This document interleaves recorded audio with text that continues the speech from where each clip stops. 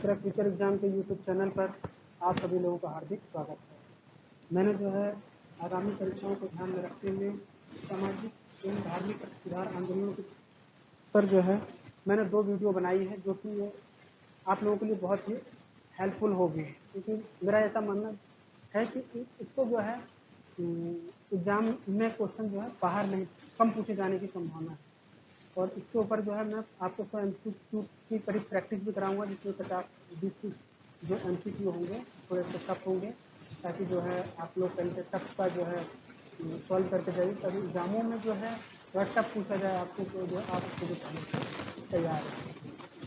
और इस चैनल पर आपको current affair, general study, science MCQ और पॉलिटी इत्यादि जो विभिन्न प्रकार के जो है मटेरियल जो है उपलब्ध कराए जा रहे हैं।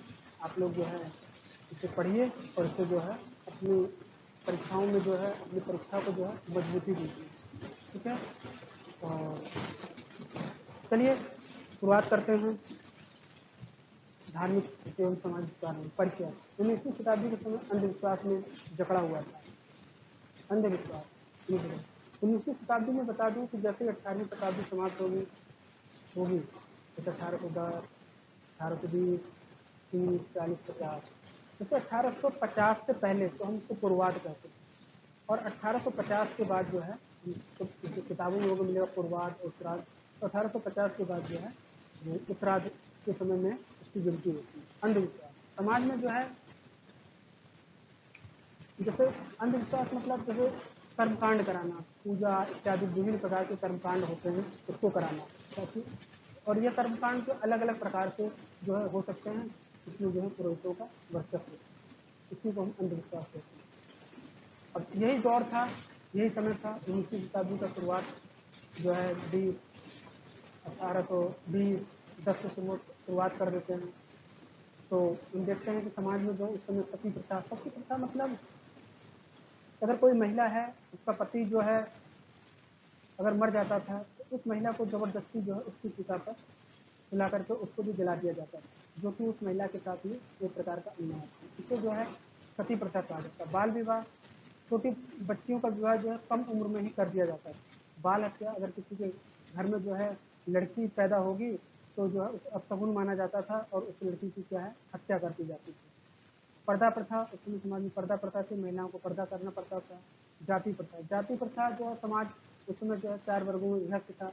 ब्राह्मण, क्षत्रिय, वैश्य, शूद्र और उच्च जातियों के द्वारा जो है निम्न जातियों पर जो है विभिन्न प्रकार का जो है अत्याचार किया जाता था। जैसी सामाजिक कुरीतियां जो है समाज में क्या था विद्यमान थी, उसमें और भी कुरीतियां हैं, उसको जो है हम समझ के संग संग आगे हमारे इसमें आएगा, जो महत्वपूर्ण है इसको मैंने ऐड कर रखा है।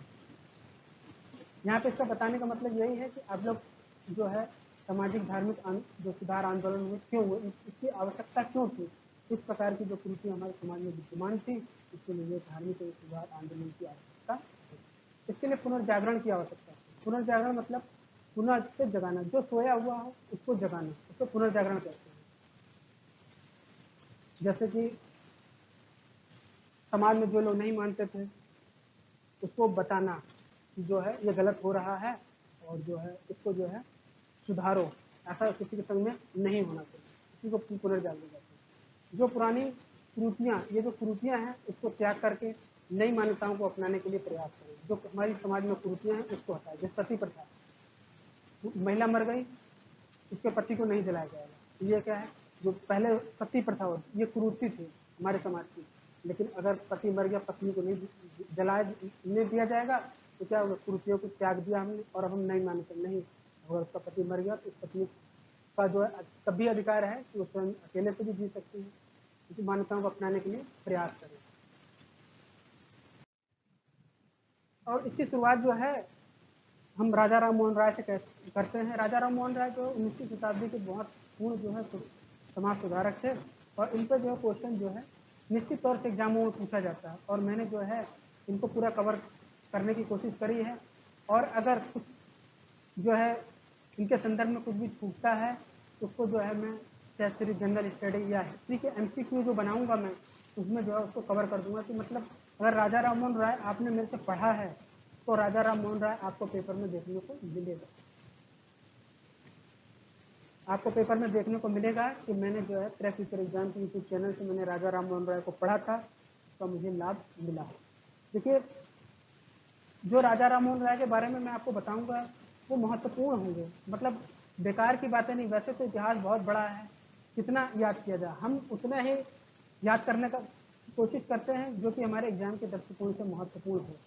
तो हमें मालूम होना चाहिए कि राजा राम मोहन राय कहाँ के थे। मैंने आपको बता दिया है इनका जन्म, और जो महत्वपूर्ण पॉइंट हैं उनको जो है मैंने जो येलो कलर से जो है मैंने लाइट रूप दे दिया है, ताकि जो है आप लोगों को पता चले, मुझे बताने की जरूरत ना पड़े कि मतलब मैंने इसको जो है लाइट कलर क्यों प्रदान कर रखा है। तो समझ लेना है कि ये महत्वपूर्ण टॉपिक हो सकते हैं किसी भी एग्जाम के लिए। तो राजा राम मोहन राय का जन्म बंगाल में 1772 में हुआ था। बंगाल में जिनके द्वारा सुधार आंदोलन का नेतृत्व किया गया। जो भी ये समाज में हमारी त्रुटियां थी उसके लिए जो है पहली शुरुआत जो है राजा राम मोहन राय ने जो है बंगाल से करी थी, इसीलिए जो है सुधार आंदोलन का नाम दिया जाता है। इन्होंने जो है पटना एवं बंगाल में भी शिक्षा प्राप्त की थी। इनके पिता जो थे उस समय जो है जो ये जो समय है ये उत्तरवर्ती मुगल जो सम्राट थे ये उनका ये उस समय का शासनकाल है। और इनके जो पिता थे वो नवाबों के यहाँ क्या नौकरी करते थे, और वहीं से जो है जो नवाबों के दरबारों के यहाँ से जो है इन्हें राय की उपाधि मिली थी। जो हम राजा राम मोहन राय कहते हैं ये उन्हें वहीं से मिली थी। इन्हें किसे राजा राम मोहन राय को प्रश्न पूछेगा आपसे कि जो है भारत में पुनर्जागरण का जनक किसे कहा जाता है, नव जागरण का अग्रदूत किसे कहा जाता है, राष्ट्रवाद का जनक किसे कहा जाता है, प्रेस का जनक किसे कहा जाता है, ऐसे क्वेश्चन आपको पूछेंगे। मैंने काफ़ी कुछ जो है इसमें कलेक्शन किया है और जो बचेगा उसको एमसीक्यू में सॉल्व करेंगे। पुनर्जागरण, जो सोए हुए उसको जगाना। नवजागरण का मतलब एक नया जागरण करना, जो समाज में कुरीतियाँ हैं उसको समाप्त करे और एक प्रकार का नया जागरण करे। अग्रदूत इसे कहते हैं जो शुरुआत इसकी करता है, इसी को हम अग्रदूत कहते हैं। इन्हें आधुनिक भारत का पिता मतलब मॉडर्न, जो हमारा मॉडर्न इतिहास उसका पिता, नव भारत का तारा एवं सुधार आंदोलन का प्रवर्तक भी कहा जाता है। सुधार आंदोलन का प्रवर्तक मतलब सुधार की जो शुरुआत हुई वो राजा राम मोहन राय के द्वारा ही हुई थी। इनके द्वारा स्थापित ब्रह्मा समाज पाश्चात्य विचारों पर आधारित था। पाश्चात्य विचार क्या, इंग्लिश इनके जो है यूरोपीय विचार जो थे इसी को पाश्चात्य विचार कहते हैं। यह हिंदू धर्म का पहला सुधार आंदोलन था। नेपाल में इन्हें बौद्ध दर्शन का ज्ञान प्राप्त हुआ था। एग्जाम में अगर आपसे पूछा जाए कि राजा राम मोहन राय को बौद्ध दर्शन कहाँ प्राप्त हुआ, तो आपको बताना पड़ेगा कि बौद्ध दर्शन जो इन्हें नेपाल में प्राप्त हुआ था। ये अंग्रेज अधिकारी जॉन डिग्बी के यहाँ 1814 तक दीवान के रूप में जो है इन्होंने कार्य किया। ये दीवान रहे पहले, एक अंग्रेज अधिकारी था वो जॉन डिग्बी के। ये बहुभाषा बोलते, बहुभाषा में बहुत सी भाषाओं के जानकार, बहुत सी भाषाओं को जानने वाले, लेकिन इनमें से अरबी, फारसी और संस्कृत का अध्ययन इन्होंने मुख्य रूप से किया था। राजा राम मोहन राय की उपलब्धियां देखते हैं, क्या क्या रही हैं उपलब्धियां। इन्होंने बहुत सी किताबें लिखी हैं, पत्रिकाएं लिखी हैं, उन्हें देखते हैं, ये महत्वपूर्ण होंगी एग्जाम के दृष्टिकोण से। प्रमुख किताबों में पहली देखते हैं तोहफत उल मुहिद्दीन, इनकी जो किताब थी इसकी रचना इन्होंने 1809 में की थी। ये इसमें क्या था, एक ईश्वरवादियों को उपहार। राजा राम मोहन राय का मानना था कि ईश्वर एक ही है और जो है हम सब उसी की संतान हैं, इसीलिए जो है इन्होंने इस किताब के अंदर जो है एकेश्वरवादियों को उपहार, इसके अंदर जो मिलेगा, जिसके बारे में जो बातें कही गई हैं ईश्वर एक ही है। ये फारसी भाषा में लिखित ग्रंथ है, ये बहुत महत्वपूर्ण किताब है, आप लोग इसको याद कर लीजिएगा। आपसे क्वेश्चन पूछा जाएगा तोहफत उल मुहिद्दीन में जो है क्या है, तो आपको बताना पड़ेगा एकेश्वरवादियों का उपहार है। इसमें इन्होंने मूर्ति पूजा का विरोध किया है। क्वेश्चन फिर पूछेगा आपने, 3-4 किताबें दे देगा राजा राम मोहन राय की, उसमें पूछेगा आपसे कि इन्होंने जो मूर्ति पूजा का विरोध किस किताब में किया था, आपको बताना पड़ेगा तोहफत उल मुहिद्दीन। क्योंकि जब ईश्वर एक ही है इसीलिए जो ये मूर्तियां बनाई जा रही हैं ये बेकार है।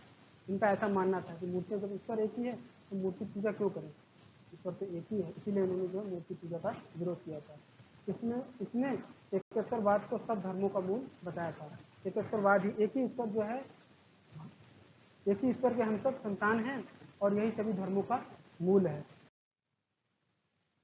एक दूसरी किताब है इनकी, तब तक आप जीसस, जिसे हम ईसा के नीति वचन, शांति और खुशहाली, इसमें जो है ईसाई धर्म के बारे में जो है इसमें हमें जानकारी, जैसे जीसस का मतलब ही हो गया जो ईसा मसीह हैं, जैसे जीसस अमूमन आप पहचान सकते हैं जीसस यीशु, सिर्फ ऑफ जीसस, ये इन्होंने 1820 ईस्वी में इस पुस्तक को लिखा था।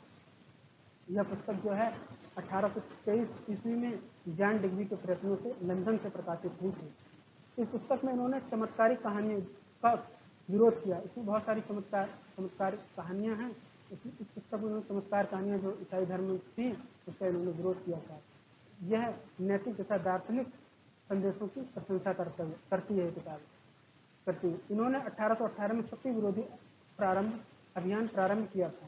क्वेश्चन तो बार पूछा जाएगा सती प्रथा कब समाप्त की गई, लेकिन क्वेश्चन पूछा जाता है, लेकिन आप लोगों को ये भी ध्यान देना है राजा राममोहन ने सती विरोधी अभियान कब प्राप्त किया था। क्वेश्चन जब पूछेगा तो आपको बताना पड़ेगा 1818 में इन्होंने सती विरोधी अभियान प्रारंभ किया था। एक किताब इनकी तीसरी है संवाद कौमुदी, जो महत्वपूर्ण किताब है उन्हीं को मैं जो आपको बता रहा हूँ। यह पुस्तक 1821 में इसमें प्रकाशित हुई थी। इसमें सती प्रथा का विरोध किया गया। सती प्रथा, जो महिलाएं, जो मैंने आपको पहले पूर्व में बता दिया है, उसी सती प्रथा की जानकारी, इसीलिए इनकी किताबें जो महत्वपूर्ण हैं। आपको चीज़ों किसी ईसाई धर्म के बारे में जानकारी मिलती है, किसी मूर्ति पूजा का विरोध किया गया, किसी सती प्रथा का विरोध किया गया है। एक जगह मैंने जो महत्वपूर्ण है उनको मैंने एक जगह एकत्रित कर दिया है। यह बंगाली भाषा में लिखी गई है। राजा राममोहन राय ने लॉर्ड विलियम बेंटिक के सहयोग से 1829 ईस्वी की धारा 17, ये धारा जो 17 इसे भी याद रखना है आप लोगों को, 1829 और धारा 17 में सती प्रथा को गैर कानूनी घोषित कर दिया। राजा राममोहन राय ने जो है किसके सहयोग से, देश प्रयास जो है राजा राममोहन राय का था, लेकिन उसमें जो है लॉर्ड विलियम बेंटिक जो है भारत के गवर्नर थे, उनके सहयोग से जो है इस प्रथा को गैर कानूनी घोषित कर दिया गया। सबसे पहले यह नियम बंगाल में लागू किया गया था। इन्होंने अंग्रेजी में ब्रह्मनिकल मैगजीन भी निकाली थी, मिराकिल अखबार। इसका प्रकाशन, ये जो है पत्रिका है, इसका प्रकाशन 1822 ईस्वी में किया गया था। यह फारसी भाषा में लिखित एक पत्रिका है। आप लोगों को याद रखना है कौन सी किस भाषा में है। आगे बढ़ते हैं। आत्मीय सभा की स्थापना, कंपनी जब इन्होंने जो है कंपनी की सेवा से जब त्यागपत्र, जॉन डिग्री के यहाँ से जब इन्होंने त्यागपत्र दे दिया, उसके बाद जो है इन्होंने आत्मीय सभा की स्थापना की। कंपनी की सेवा से त्यागपत्र देकर इन्होंने 1814 से 1815 ईस्वी में कलकत्ता में इसकी स्थापना की। इन्होंने 1816 ईस्वी में वेदांत सोसाइटी, वेदांत उपनिषद वगैरह जो है उसकी एक सोसाइटी बनाई, उसकी जो स्थापना की। 1817 इसमें डेविड हेयर के सहयोग से कलकत्ता में हिंदू कॉलेज की स्थापना करी। ये जो है ये महत्वपूर्ण है, मैंने इसको निशान नहीं लगाया है, लेकिन आप लोगों को 1817 में किसके सहयोग से करी, डेविड हेयर के सहयोग से करी।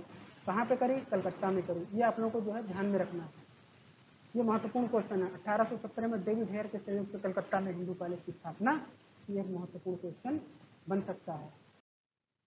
इन्होंने 1825 में एक वेदांत कॉलेज भी खोला, वेदांत कॉलेज की स्थापना की। इसमें क्या होता था, इसमें भारतीय विद्या, पाश्चात्य भौतिक विज्ञान एवं सामाजिक विज्ञान की शिक्षा दी जाती थी। क्वेश्चन आपसे पूछेगा कि इन पर जो है सबसे अधिक किस धर्म का प्रभाव था। ईसाई धर्म के बहुत नज़दीक से अत्यधिक प्रभाव था, और जो है ये ईसाई धर्म की इस प्रकार बातें करने लगे थे, क्योंकि कुछ ईसाई मित्र थे वो सोचने लगे थे कि राममोहन राय का जो ईसाई धर्म से जो है ज़्यादा लगाव है, इसलिए ये जो हिंदू धर्म छोड़कर ईसाई धर्म अपना लेंगे, परंतु इन्होंने ऐसा नहीं किया था। ब्रह्मा समाज, इन्होंने 20 अगस्त, डेट भी दे रखी है, 20 अगस्त 1828 ईस्वी को ब्रह्मा सभा के नाम से एक नए समाज की स्थापना की। जो ब्रह्मा समाज बनाया था वही ब्रह्मा समाज आगे चल करके जो है ब्रह्मा समाज के नाम से जाना गया। इन्होंने 1822 ईस्वी में हिंदू उत्तराधिकार नियम नामक पुस्तक का प्रकाशन किया। पत्रकारिता के क्षेत्र में देखते हैं, इन्होंने पत्रकारिता का जनक कहा जाता है। इन्होंने 1823 ईस्वी में जब एडम्स की प्रेस 1823 ईस्वी में एडम्स की प्रेस अध्यादेश का विरोध किया था। इस बार में जब उसके कुछ नियम इतने सख्त थे 1823 वाले के, इसलिए इनको क्या करना पड़ा, विरोध करना पड़ा। जब इन्होंने विरोध किया तो इनके साथ एक मित्र भी थे इनके, द्वारकानाथ टैगोर भी, ये जो है इन दोनों ने मिलकर के एक वाद जो है दायर कर दिया कि जो है ये जो प्रेस एक्ट है, ये जो है गलत है। इनके द्वारा 1827 में ज्यूरी एक्ट का विरोध किया गया। जो महत्वपूर्ण शब्दावली है इसमें डिफाइन करके चलना। जूरी एक्ट क्या था कि मतलब इसमें अगर कोई यूरोपीय है, अगर यूरोपीय न्यायाधीश है तो भारत में जो है हिंदू और मुसलमान दोनों की सुनवाई तो कर सकता था, लेकिन अगर भारत में कोई हिंदू जज या मुस्लिम जज है तो जो यूरोपीय मामलों की सुनवाई नहीं कर सकता था। इसी को जो जूरी एक्ट कहा जाता है। इस एक्ट में धार्मिक आधार पर हिंदू और मुसलमानों में भेद किया जाता था। यही जो मैंने आपको बताया, इसका मतलब यही हुआ कि धार्मिक आधार पर हिंदू और मुसलमानों में भेद किया जाता था। राजा राममोहन राय के विचारों को तत्कालीन रूढ़िवादियों ने कड़ा विरोध किया। रूढ़िवादी कौन? जो रूढ़िवादी हम उससे कहते हैं जो पुरानी परिपाटी चली आ रही थी उसी को मानता रहे और जो है भविष्य में उसको लागू करे, उसी को क्या कहते हैं? रूढ़िवादी कहते हैं। नहीं, जो चला आ रहा है, जो जो एक ही पैटर्न पर अपना जीवन, मतलब एक ही पैटर्न पर जो समाज में घटित हो रहा है उसको घटित होने दे, उसी को रूढ़िवादी कहते हैं। और इसके अंतर्गत जो है राधाकांत देव ने ब्रह्मा समाज के सिद्धांतों का विरोध करने के लिए, जो क्वेश्चन आपसे पूछेगा राजा राममोहन राय के विचारों का विरोध किसने किया था, आपको बताना है।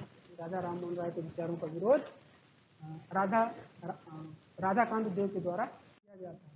इन्होंने फिर जो है ये 1830 में धर्म सभा का, मैंने डेट यहाँ पे नहीं दी है, डेट अभी आगे आएंगे जब राधाकांत देव जी को आगे पढ़ेंगे धर्म सभा में, तो वहाँ मैंने 1830 आप लोगों को बता रखा था। धर्म सभा का गठन किया था कि राजा राममोहन राय जी ये जो समाज में परिवर्तन लाना चाहते हैं ये गलत है, ये कहकर जो है उन्होंने विरोध किया।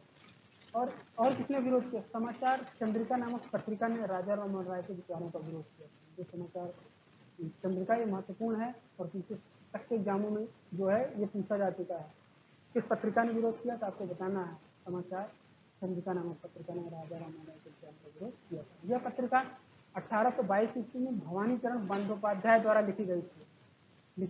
इसके लेखक भी मैंने आपको बता दिया है। इस पत्रिका को लिखने वाले ये थे और इसमें जो है राजा राममोहन राय के विचारों का विरोध किया गया। अकबर द्वितीय ने, ये बहुत बार क्वेश्चन पूछा है, अकबर द्वितीय ने 1830 ईस्वी में राजा की उपाधि दी। राय की उपाधि कहाँ से मिली? बंगालों के दरबारों को जो उत्तरवर्ती वहां से, और राजा की उपाधि अकबर द्वितीय ने 1830 में उनको दी थी। ये महत्वपूर्ण क्वेश्चन है, एग्जाम में पूछा जाएगा कितने दी अकबर द्वितीय ने। और जो है मुगल दरबार की तरफ से जो है ब्रिटिश सम्राट विलियम चतुर्थ के दरबार में इन्हें इंग्लैंड भेजा था। किसने भेजा? अकबर द्वितीय ने। 1835 ईस्वी में ब्रिस्टल इंग्लैंड में इनकी मृत्यु हो गई। ये वहीं पर जो है इनकी मृत्यु हो गई। तो पूछा जाएगा इनकी मजार कहाँ है, इनकी दरगाह कहाँ है, इनकी मृत्यु कहाँ है, कहाँ हुई, तो आप बताइएगा कि इनकी मृत्यु 1835 ईस्वी में ब्रिस्टल इंग्लैंड में हुई थी। राजा राममोहन राय ने मूर्ति पूजा की शताब्दी बताई, सती प्रथा, बाल विवाह, जाति प्रथा का विरोध किया। ये जो है इसको भी आप कहेंगे मूर्ति पूजा प्रथा, सती प्रथा, बाल विवाह और जाति प्रथा, इस सबका विरोध किया। जबकि उपनिषद में स्त्रियों की शिक्षा, राष्ट्रीयता का समर्थन किया था। किसने?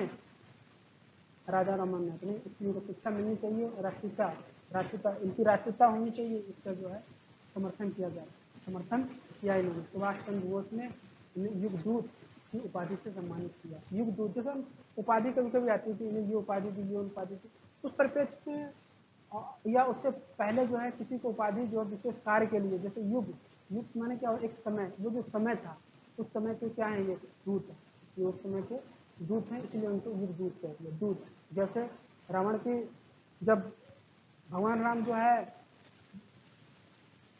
रावण को जो है सुझाव दे रहे थे कि सीता को छोड़ दे, तो उन्होंने क्या है, पहले हनुमान जी और अंगद जो है दूत बन करके क्या हुआ, रावण की सभा में गए थे। ऐसे ही ये दूत, ये जो समय है, इस समय के दूत समय, इसीलिए जो है ये महत्वपूर्ण उपाधि है तो सम्मानित किया गया। अब जो है अब हम ब्रह्मा समाज का विकास देखेंगे कि किस प्रकार जो है आगे ब्रह्मा समाज का विकास होता है।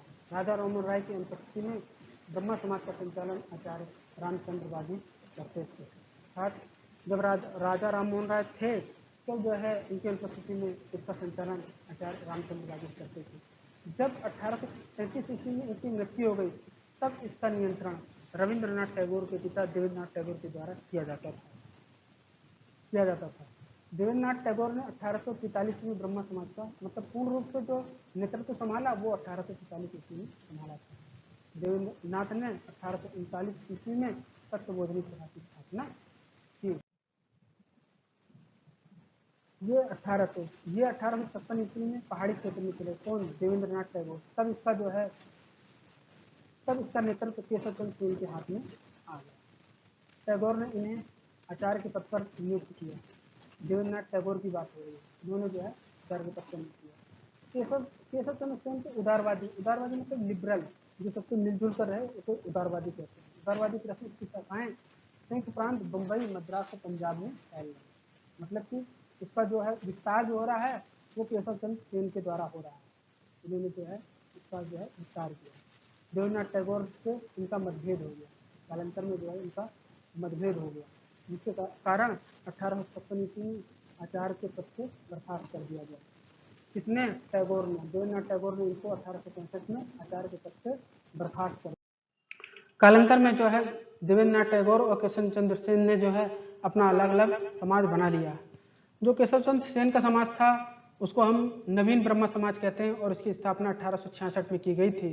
जबकि देवेंद्रनाथ टैगोर का समाज आदि ब्रह्म समाज, अर्थात जो समाज हमारा पहले से चला आ रहा था उसको जो है आदि ब्रह्म समाज के नाम से जाना गया। केशव चंद्र सेन जब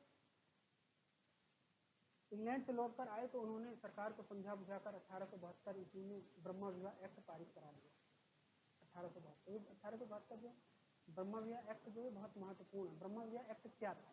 इसमें जो अंतरजातीय विवाह मतलब पुरुष जो हम जो है अनुलोम और विलोम देखते हैं, विवाह जो है वैदिक काल में पढ़ते हैं, अनुलोम और प्रतिलोम विवाह, ये वहीं से।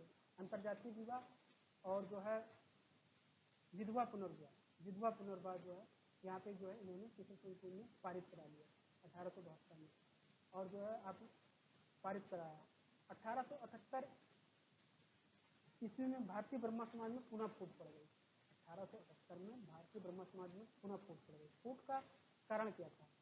जो केशव चंद्र सेन थे ये बाल विवाह को तो रोकने की बात करते हैं, परंतु अपनी 13 वर्ष की पुत्री का विवाह जो है कूच बिहार के राजा से कर देते हैं। इसलिए जो है इसमें जो है जो ब्रह्म समाज था, भारतीय ब्रह्म समाज, इसमें फूट पड़ गई। अतः शिवनाथ शास्त्री एवं जो है आनंद मोहन बोस ने 1878 ईस्वी में साधारण ब्रह्म समाज की स्थापना की। मैं जैसे जैसे जो इसका विभाजन हुआ है मैंने उसी तरीके से सरल तरीके से सबको अलग कर दिया है, और अलग करके मैंने आपको बताया है ताकि जो सब मिले ना। पेपर टाइम में आपको जो कंफ्यूजन पैदा ना हो। पढ़ के तो सभी जाते हैं लेकिन पेपर टाइम में क्या होता है, कंफ्यूजन होने लगता है। तो मैंने हर चीज़ को जो है तोड़ दिया है।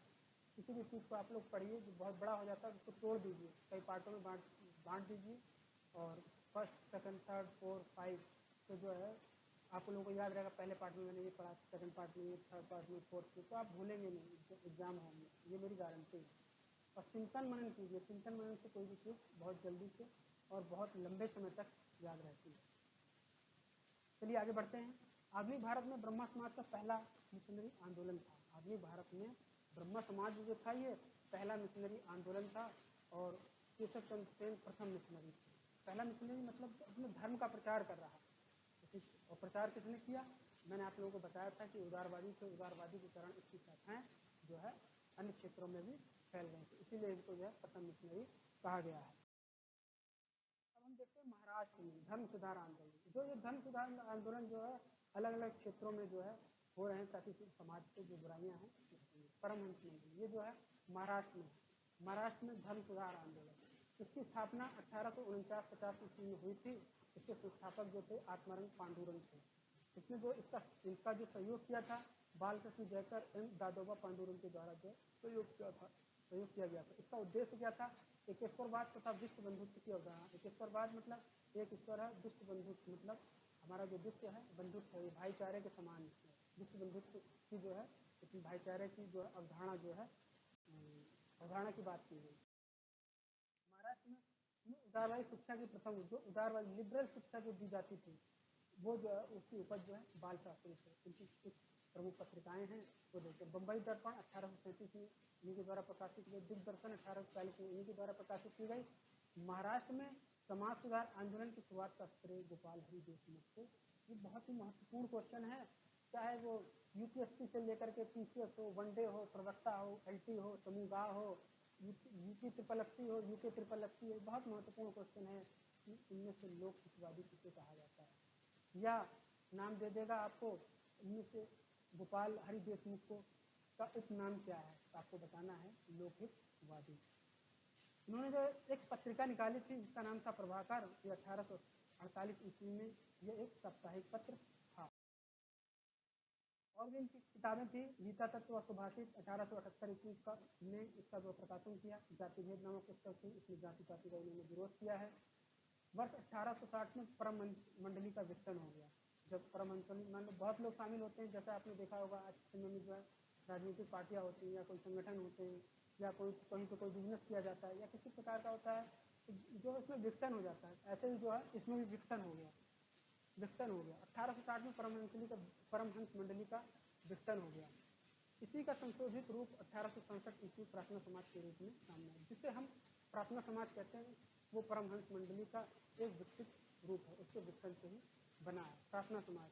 इसकी स्थापना 1867 ईस्वी में हुई थी।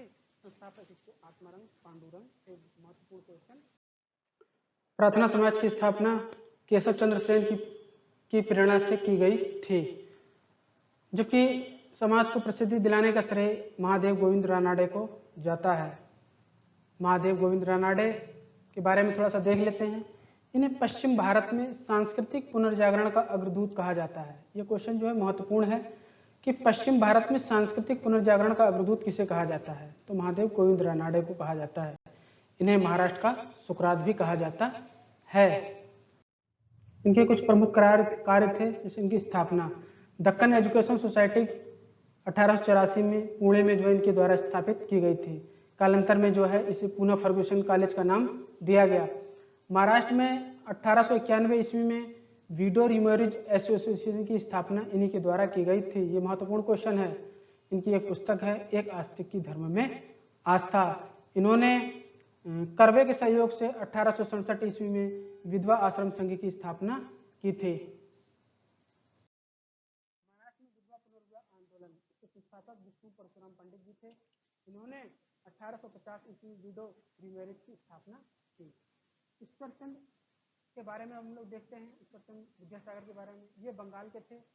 इनका जो प्रमुख कार्य है विधवा पुनर्विवाह को मान्यता दिलाने में रहा है।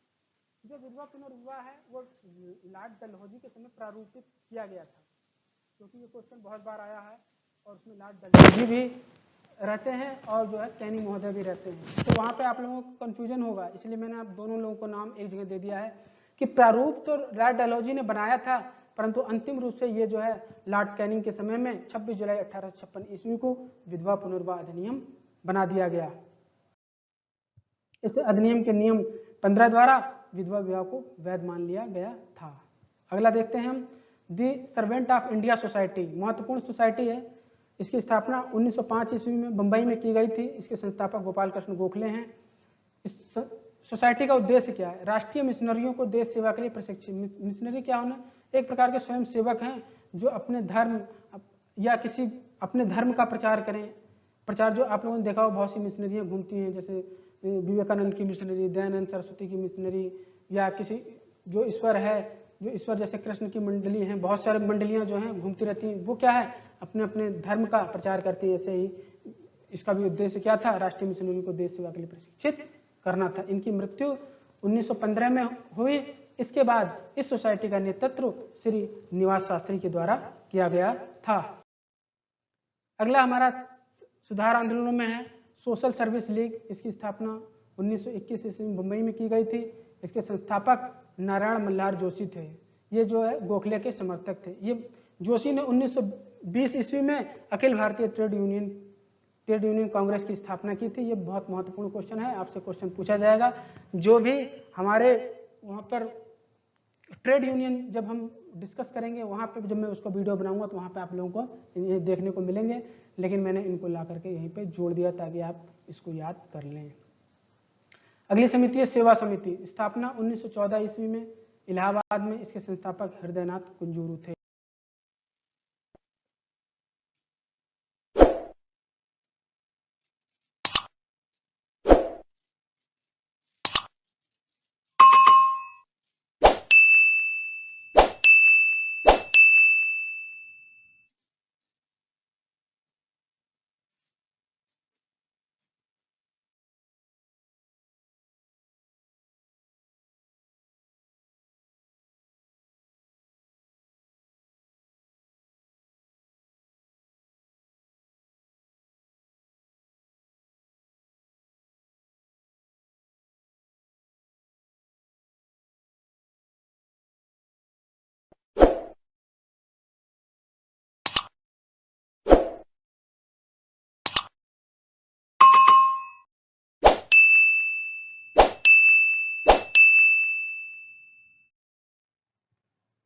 अगला है स्वामी दयानंद सरस्वती।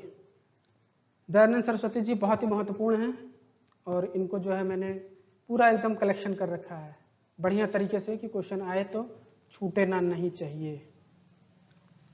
चलिए इनका जन्म देखते हैं। इनका जन्म 1824 ईस्वी गुजरात में हुआ था।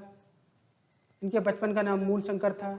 स्वामी पूर्णानंद ने 1848 ईस्वी में इन्हें दयानंद सरस्वती नाम दिया था। इनके गुरु जो थे वो स्वामी विरजानंद थे। आर्य समाज की स्थापना 1875 ईस्वी में बंबई में हुई थी।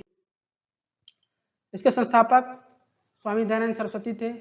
इनका मुख्यालय लाहौर, इन्होंने जो है लाहौर में 1877 ईस्वी में बनाया था। इनका जो उद्देश्य था प्राचीन वैदिक धर्म की पुनः स्थापना।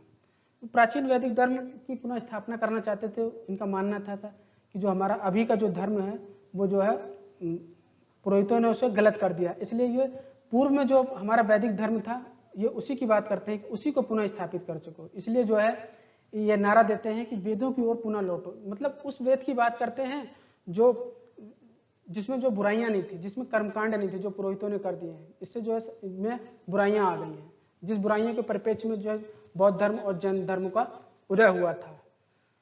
तो वेदों की ओर लौट चलो इन्होंने नारा दिया और इन्होंने कहा कि हिंदू प्रजाति को बच्चों का बच्चा की संज्ञा दे। क्वेश्चन आएगा आपसे, पूछेगा कि हिंदू प्रजाति को बच्चों का बच्चा की संज्ञा किसने दी, तो आपको बताना है स्वामी दयानंद सरस्वती ने दी।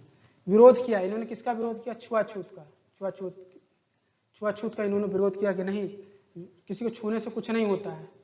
जाति व्यवस्था का विरोध किया, जो समाज में जो है जो चार भागों में जो इसका जो बंटवारा हुआ है, ब्राह्मण क्षत्रिय वैश्य शूद्र, इसका ये विरोध कर रहे हैं। जाति व्यवस्था, मूर्ति पूजा का विरोध कर रहे हैं, बाल विवाह का विरोध कर रहे हैं, बहु विवाह, एक ही व्यक्ति कई पत्नियां रख लेता था, उसका विरोध कर रहे हैं। इन्होंने समर्थन किया है वर्ण व्यवस्था। देखिए मैं आपको बता दूं, यहाँ पे वर्ण व्यवस्था का समर्थन कर रहे हैं, यहाँ पर जो है जाति व्यवस्था का क्या कर रहे हैं? विरोध कर रहे हैं। लेकिन जो वैदिक काल में देखेंगे ना, जो वर्ण व्यवस्था थी, ये उस वर्ण व्यवस्था की बात कर रहे हैं। वर्ण माने रंग, गोरा और काला।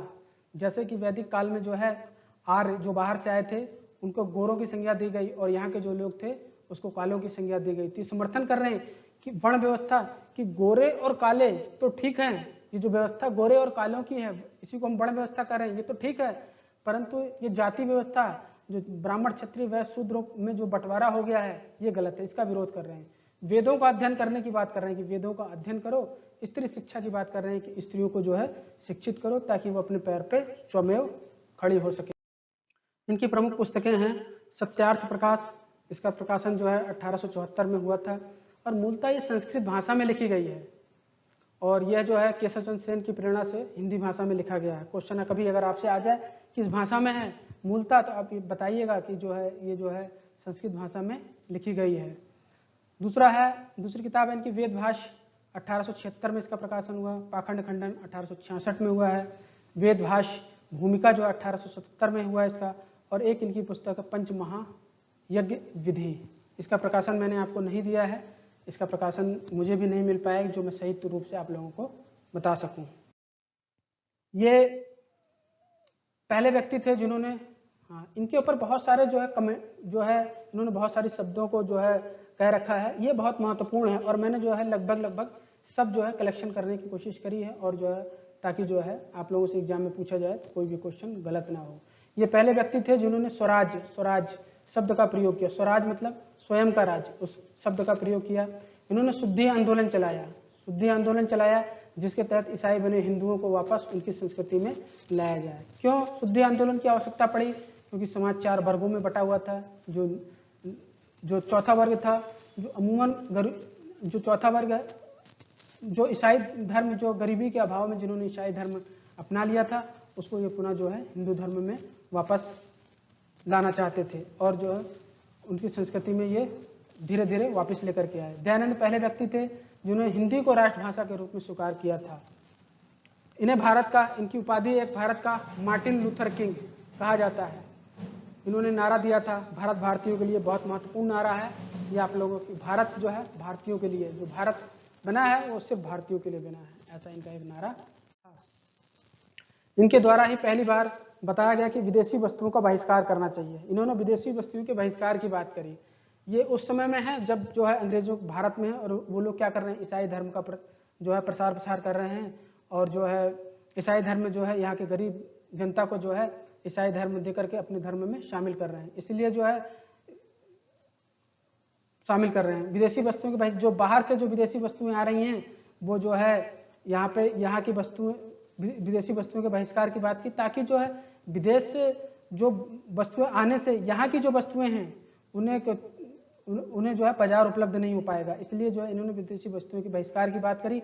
ऐसा ही बहिष्कार जो है 1905 के बंगाल विभाजन में भी दिखाई देता है। इन्होंने 1822 में गौरक्षणी समिति बनाई। गौरक्षणी मतलब जो गौ की जो हत्या होती है, आज भी जो हम दिखाई देते हैं कि मतलब गौ की हत्या ना हो, और इसके लिए बहुत से नियम कानून बनाए गए हैं। ऐसा ही नियम कानून जो है दयानंद सरस्वती जी ने भी बनाया था, समिति बनाई थी उसके लिए। एनी बेसेंट ने कहा था कि स्वामी दयानंद ऐसे पहले व्यक्ति थे जिन्होंने कहा कि भारत भारतीयों के लिए है। ये वाला सेंटेंस मैंने जो है पहले बता दिया है, लेकिन ऐसा जो है उस सेंटेंस को एनी बेसेंट जी ने ही कहा था। दयानंद ने कहा था कि अच्छा शासन स्वशासन का स्थान नहीं ले सकता है। अच्छा शासन, आप कितना भी अच्छा शासन दे दें, लेकिन जो स्वयं का शासन है वो जो है नहीं मिल सकता है, ऐसा उनका मानना था। इन्होंने 1867 ईस्वी में झूठे धर्मों का खंडन करने के लिए पाखंड खंड का खंडनी पताका फहराई थी।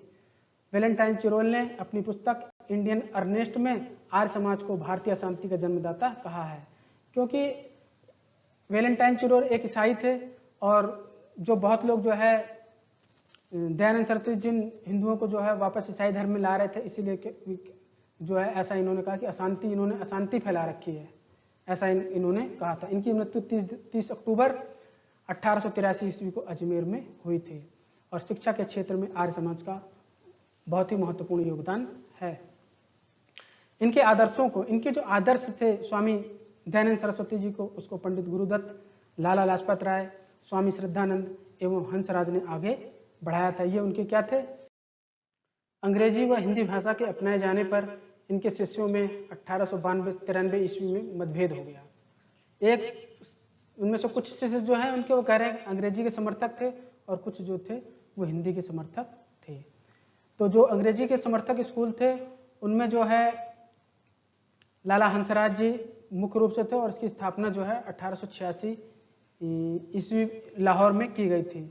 जबकि जो है हिंदी शिक्षा के जो समर्थक थे वो स्वामी श्रद्धानंद थे, और उन्होंने इसकी स्थापना जो है 1902 ईस्वी में हरिद्वार में की थी। डीएवी देखिए, मैंने बताया था आपको, दयानंद एंग्लो वैदिक स्कूल, और इन्होंने गुरुकुल कांगड़ी विश्वविद्यालय बनाया था। जो दयानंद एंग्लो वैदिक स्कूल था, इसके समर्थक लाला लाजपत राय थे। क्वेश्चन आपसे पूछेगा कि जो इनमें से आर्य समाज का समर्थक कौन थे, तो आप लोगों को याद रखना है कि लाला लाजपत राय आर्य समाज के समर्थक थे। अब हम और सभाएं बनाई गई थी उस समय, उसमें धर्म सभा, मैंने आपको इनके बारे में पहले बताया था, राधाकांत देव के बारे में। इन्होंने जो है सती प्रथा को समाप्त किए जाने का विरोध किया। इनका मानना था कि जो रूढ़िवादिता समाज में है वो समाज में रहनी चाहिए। इन्होंने ही जो है राजा राममोहन राय के विचारों का विरोध करने के लिए धर्म सभा की स्थापना 1830 ईस्वी में की थी। इसके संस्थापक राधाकांत देव थे। उसका उद्देश्य सती प्रथा को समाप्त किए जाने का विरोध करना था।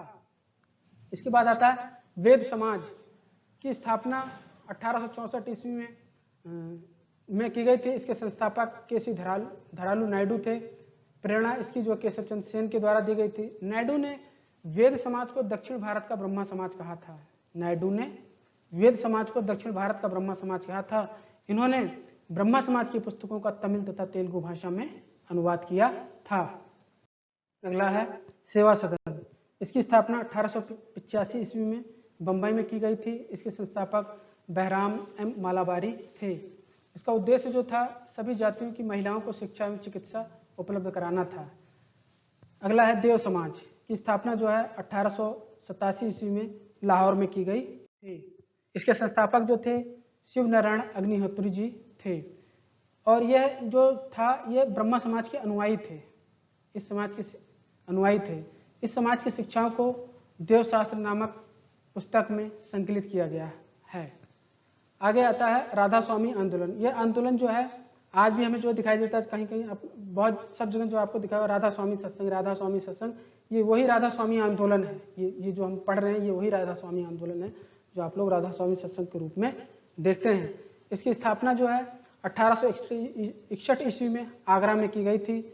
इसका उद्देश्य था कि एक ही ईश्वर है, मतलब ईश्वर एक ही है, वह गुरु की महत्ता पर बल। इसीलिए जो है ये जो राधा स्वामी के समय समय पर क्या होते हैं, भंडारा होते हैं और इनका जो है सत्संग वगैरह लगता है। इसमें जो गुरु की महत्ता को क्या दिया गया, बल दिया गया है। अगला है श्री नारायण गुरु। इन्होंने दलितों के अधिकार के लिए 1902 ईस्वी में एक आंदोलन शुरू किया था। इनका एक महत्वपूर्ण नारा है, मानव हेतु एक जाति, एक धर्म और एक ईश्वर। इन्होंने 1903 में श्री नारायण धर्म परिपालन युगल की स्थापना की थी। ये जो सीपना है, ये थोड़ा सा टाइप राइटिंग जो है तो मिस्टेक हो गई है, इसे स्थापना मानिएगा, आप लोग स्थापना है। आप लोगों को मेरा वीडियो कैसा लगा, आप इसे लाइक कीजिए, सब्सक्राइब कीजिए और ग्रुप में भेजिए। अगर आप लोगों ने अभी तक मेरा चैनल सब्सक्राइब नहीं किया है तो आप लोगों को अगर वीडियो मेरी अच्छी लगती है तो चैनल को सब्सक्राइब कर दें, ताकि मैं कोई भी वीडियो अपलोड करूं उसके लिए उसका जो नोटिफिकेशन आप तक पहुंच जाए। Thank you so much.